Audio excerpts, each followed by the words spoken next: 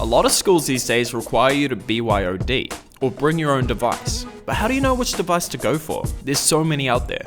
Well, Chromebooks have been dominant in schools for a while now. These are low-spec machines designed with students in mind. You see, everything is on the internet these days. You get your research from online articles and videos, type up your paper into a word processor, and save your files to the cloud. Chrome OS is essentially the Chrome browser as an operating system. Rather than installing programs, you have access to things like Google Docs, Office 365, and even Spotify through web-based versions of these applications, meaning that the OS is very lightweight. It starts up quick and requires a lot less power to run. Because of this integrated system, you don't need big beefy hardware to run these applications, bringing the cost of the machines down and making it a lot more affordable for students. Today we're going to be taking a look at 3 popular models, and talk about what each one offers and lacks. First up is the Asus C201PA Chromebook. This is currently the cheapest out of the 3, but I was very impressed with how it functioned on such low specs. The build is solid, the keyboard has a decent amount of travel, and the screen's hinge is strong. Speaking of the screen, that's where we run into our first hiccup. It looks nice, sitting at 1366 by 768.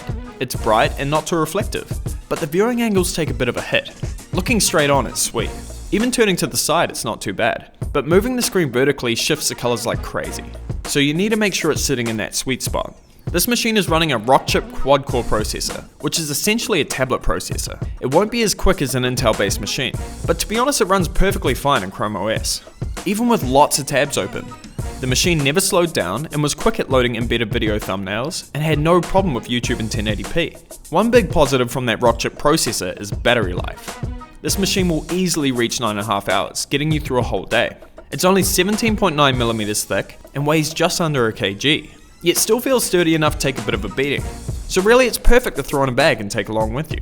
As for the I/O, you get 2 USB 2.0 ports, a port for your headphones, and then it uses micro HDMI, so you'll need an adapter to push your content to a screen. You also get a micro SD card slot, so you can expand on that 16 gigs of internal storage it comes with, and even take some musical movies along with you. Overall, a very good choice for the price. The next model we'll look at is a slightly more expensive Intel-based Chromebook, known as the Acer C738T Flip. Flip, as you might have guessed, is talking about the screen. A touchscreen that can be completely flipped around, allowing you to use it like a tablet or prop it up for watching media or presentations. The screen is a lot more reflective, but even sitting at the same resolution, it looks a lot sharper and the colors are more vibrant. The back is reinforced with metal inside, so it's nice and strong.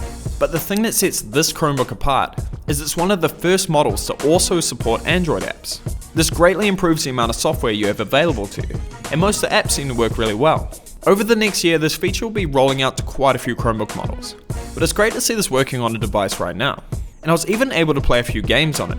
Just remember, this is still in beta, so you may run into a few applications that still don't really work. The I/O uses full-size HDMI and SD card ports, and also includes a USB 3 port, which is nice because it means you won't have to carry an adapter with you to plug this into a display. Overall, I think with the addition of the touchscreen, being able to use in different orientations, Android apps, and full-size ports makes this device worth the slightly larger price tag.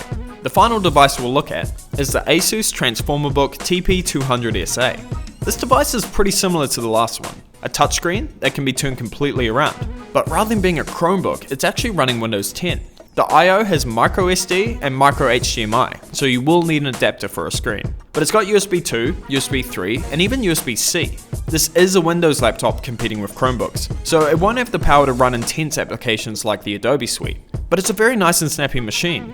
The display is great, same resolution. The keyboard and trackpad are good as well. And because it's Windows, you're not restricted to the programs you can install. The build quality is strong, but because it's Windows, there will be a slight drop in battery life.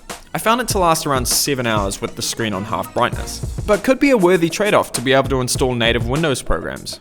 In the end, all 3 of these models are great machines for students, and pretty amazing what you can get for a few $100s these days. Really, it comes down to what sort of things you need access to. If everything you need is cloud-based and online, you'll probably be fine with the C201PA. If you want a touchscreen and access to Android applications, while still keeping that awesome battery life, the C738T is a great choice. And if you want a cheap machine but don't want to be restricted to what you can install, the Windows-based Transformerbook is an awesome choice for the price.